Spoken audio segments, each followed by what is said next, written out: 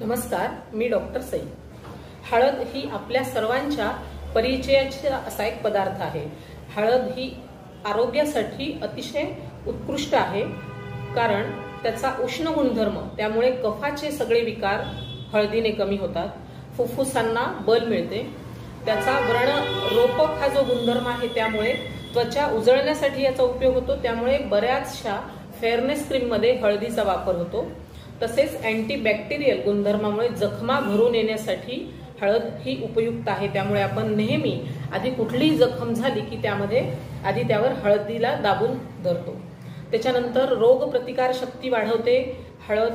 तसेच सूज कमी होण्यासाठी हळदीचा उपयोग होतो। त्यामुळे बऱ्याचशा सांधेदुखीच्या विकारात सुद्धा हळदीचा वापर होतो।